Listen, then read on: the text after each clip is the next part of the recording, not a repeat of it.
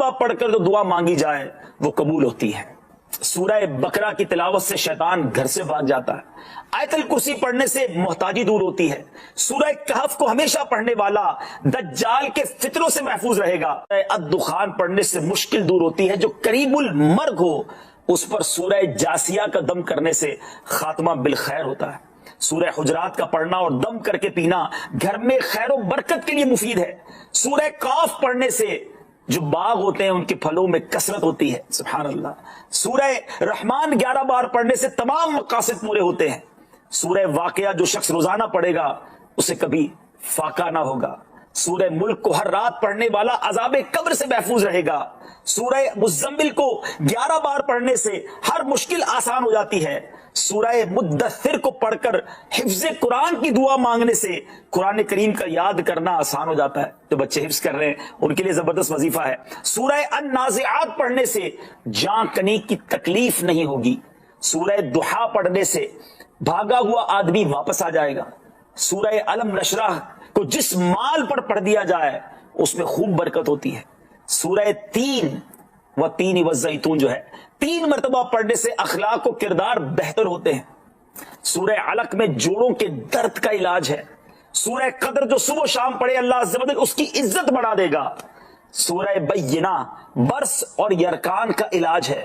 جس آدمی یا جانور کو نظر لگی ہو اس پر سورہ عادیات کا دم مفید ہے۔ سورہ قارعہ پڑھنے سے بلاؤں سے حفاظت رہتی ہے۔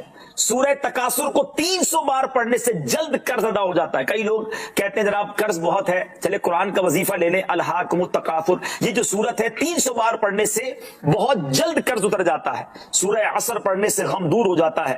سورہ ہمزہ اور سورہ فیل دشمن کے شر سے حفاظت کے لیے، اور سورہ قریش جان کی حفاظت کے لیے بڑی مجرب ہے، بڑا کمال کا وظیفہ ہے۔ سورہ ماعون بڑی مشکل کے وقت میں پڑھنا بہت مفید ہے۔ سورہ کوثر کی تلاوت سے بے اولاد صاحب اولاد ہو جاتا ہے۔ کئی بے اولاد بھی وظائف مانگ رہے ہوتے ہیں۔ سورہ کافرون 1/4 قرآن کے برابر ہے۔ سورہ زلزال نصف قرآن کے برابر ہے۔ سورہ اخلاص 1/3 قرآن کے برابر ہے۔ اور سورہ فلق اور سورہ ناس سے جن اور شیطان اور حاسدوں کے شر سے حفاظت رہتی ہے۔ حدیث قدسی ہے کہ جب میں اپنے کسی بندے کے بدن یا اس کے مال یا اس کی اولاد کی طرف کوئی سختی بھیجوں پھر وہ صبر جمیل کے ساتھ اس کا استقبال کرے تو قیامت کے دن مجھے اس سے حیا آئے گی کہ میں اس کے لیے میزان قائم کروں یا اس کا نامہ اعمال کھولوں۔ اللہ فرما رہا ہے مجھے حیا آئے گی کہ اپنے بندے سے اب کیا حساب لوں۔ جب آزمائش بھیجی تھی تو اس نے صبر کیا تھا، اس نے شکوہ نہیں کیا تھا۔ خدا کی قسم میں آپ سے پوچھتا ہوں میرا کوئی نقصان ہو جائے اور قیامت کے دن میرا نامہ اعمال نہ کھولا جائے، مجھے اللہ کی بارگاہ میں حساب نہ دینا پڑے، مجھے بتاؤ یہ دنیا کے حساب نقصان کی کیا حیثیت ہے؟ اگر ادھر بخشا جائے، سنو تو صحیح، رب فرما رہا ہے کہ مجھے حیا آتی ہے کہ اس کے لیے میزان قائم کروں یا اس کا نامہ اعمال کھولوں۔ ارے یہ ساری دنیا کی دولت، یہ ساری دنیا کی آسائش ایک طرف، اگر قیامت کے دن حساب کتاب میں آسانی مل جائے، اللہ بلا حساب جنت میں داخل کر دے، اس سے بڑھ کر کوئی نعمت نہیں۔ مگر آج افسوس یہ ہوتا ہے کہ اگر کسی پر امتحان آتا ہے، وہ اس امتحان میں فیل ہو جاتا ہے۔ اس حدیث میں ایک لفظ استعمال ہوا صبر جمیل کے ساتھ۔ اب یہ بھی بڑا مسئلہ ہے کہ لوگوں کو یہی نہیں پتا کہ صبر جمیل ہے کیا۔ لوگ کہتے تو بہت ہیں اللہ پاک آپ کو صبر جمیل عطا فرمائے، اب اس سے پوچھو بھائی صبر جمیل کی تعریف کیا ہے تو پھر تعریف نہیں پتا ہوتی۔ یہ کسی جمیل بھائی کا صبر نہیں ہے کہ جس کو صبر جمیل کہا جاتا ہے۔ صبر جمیل کی تعریف سمجھو۔ علماء کہتے ہیں کسی مصیبت زدہ اور غیر مصیبت زدہ کو برابر میں دیکھو مگر دونوں میں کوئی فرق نظر نہ آئے، یعنی چہرہ بھی نہ بتائے کہ وہ کسی مشکل میں ہے، اس کی عادتیں بھی نہ بتائیں کہ وہ کسی پرابلم میں ہے، یعنی اس کو دیکھ کر پتہ ہی نہ چلے کہ وہ بڑی مشکل میں ہے۔ فرمایا یہ ہے صبر جمیل۔ مگر آج ہمارا حال یہ ہے، ہمارا چہرہ بتا دیتا ہے بھائی خیر تو ہے، بڑی ٹینشن پہ ہو، ہاں یار کیا کروں بس موبائل ٹوٹ گیا، ارے بھائی بڑی چہرے پہ بڑی ہوائیاں اڑ رہی ہیں، بس کیا کروں جناب آج 5000 روپے کھو گئے۔ 5000 روپے کھو جائیں، چھوٹا سا نقصان ہو جائے، ہمارا چہرہ بتا دیتا ہے کہ ہمارے ساتھ کوئی معاملہ ہوا ہے۔ صبر جمیل یہ ہے کہ دیکھ کر کوئی پہچان ہی نہ سکے کہ یہ بندہ کتنی مشکل میں ہے، چاہے اندر کتنی تکلیف میں ہو، دنیا والوں کو نہ بتائے کیونکہ وہ رب کا بندہ ہے، وہ اللہ کی بارگاہ میں فریاد کرے۔ یہ صبر جمیل ہے اور اللہ اسے ہم سب کو نصیب فرمائے۔ ایک روٹی والے کا واقعہ میں نے آپ کو سنانا ہے، اور یہ بڑے ہی مشہور و معروف بزرگ سے منسوب واقعہ ہے۔ حضرت ابو بردہ رضی اللہ تعالیٰ عنہ راوی ہیں کہ حضرت ابو موسیٰ اشعری رضی اللہ تعالیٰ عنہ کی جب وفات کا وقت قریب آیا تو انہوں نے اپنے بیٹوں سے کہا کہ اے بیٹو، روٹی والے کو یاد رکھنا۔ پھر یہ واقعہ خود ہی بیان کیا کہ وہ روٹی والا کون تھا۔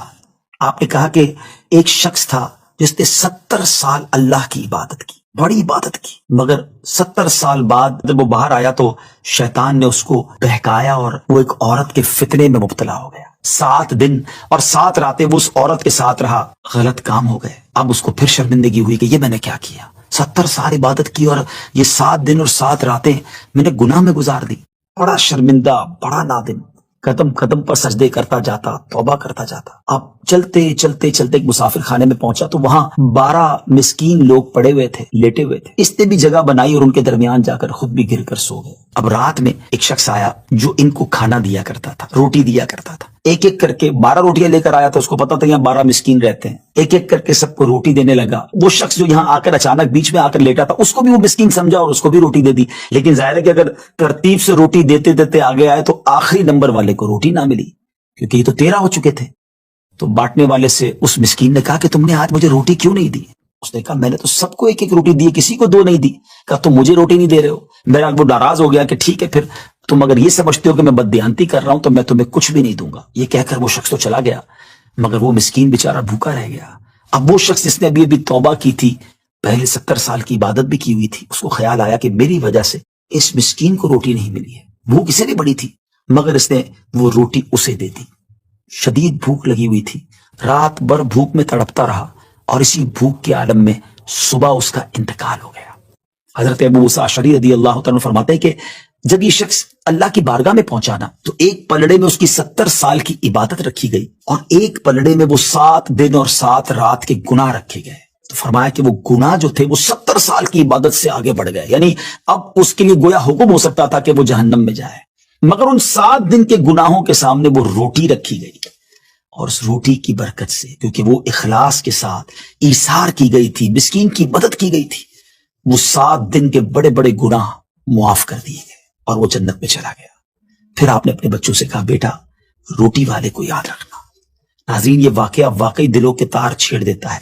2 باتیں سیکھنی ہیں کہ بعض اوقات کچھ لوگ کہتے ہیں یار میں نہیں بہک سکتا، میں تو بڑے اچھے ماحول میں ہوں۔ نہیں جناب، شیطان نے بڑوں بڑوں کو بہکا دیا ہے۔ ہمیں اپنی صحبتیں اچھی کرنی ہوں گی، اللہ کریم سے شیطان کے مقابلے میں پناہ مانگنی ہوگی، اور اپنے آپ سے ڈرتے رہنا ہوگا کہ نہیں میں بھی گناہوں میں مبتلا ہو سکتا ہوں، مجھ سے بھی کوئی بڑا گناہ کہیں نہ ہو جائے۔ توبہ کرتے رہیں، ڈرتے رہیں، خوف رکھیں اور اچھی صحبت اپنائیں۔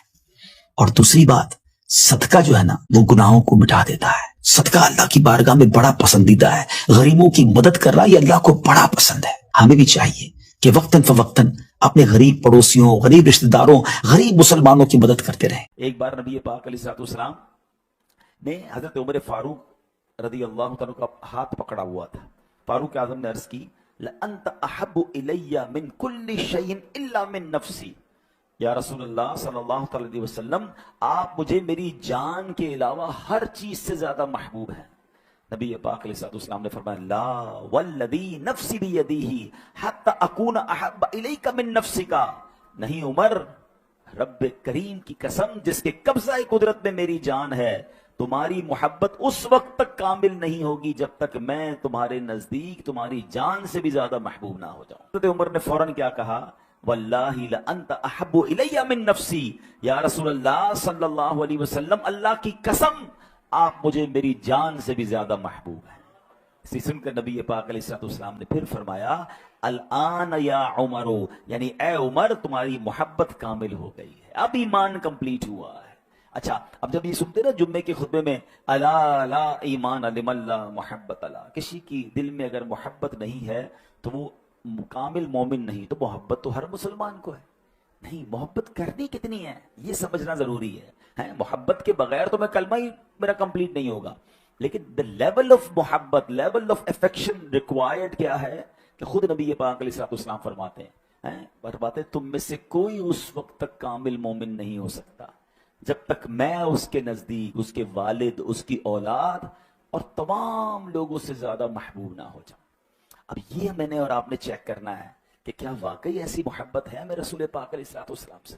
ہم دعوتوں کو بہت اچھا نعرہ بھی لگاتے ہیں، غلامی رسول میں موت بھی قبول ہے، نہ ہو جو عشق مصطفیٰ تو زندگی فضول ہے، مگر یہ نعرے کی حد تک تو ہے، مگر کیا عمل بھی ایسا ہے کہ ہم زندگی ایسے گزارے کہ میرے نبی ناراض نہ ہو جائیں، ان کی سنتوں پر عمل ہو، انہوں نے جن چیزوں سے منع کیا میں اس سے بچوں، پھر محبت ہے نا، نظر تو آئے نا محبت، صرف نعرے کی حد تک تو نہیں ہوتی۔ نبی پاک علیہ الصلوۃ والسلام بھی اپنے رب سے بے انتہا محبت فرماتے، یہ سیکھنے کے لیے بھی ہے کہ ہمیں اللہ سے بھی بے حد پیار کرنا ہے، اللہ کے حبیب سے بھی بہت محبت کرنی ہے۔ ذرا سنیے گا یہ دو طرفہ محبت کیسی ہے۔ معراج کے واقعے کو ذرا ذہن میں لائیے۔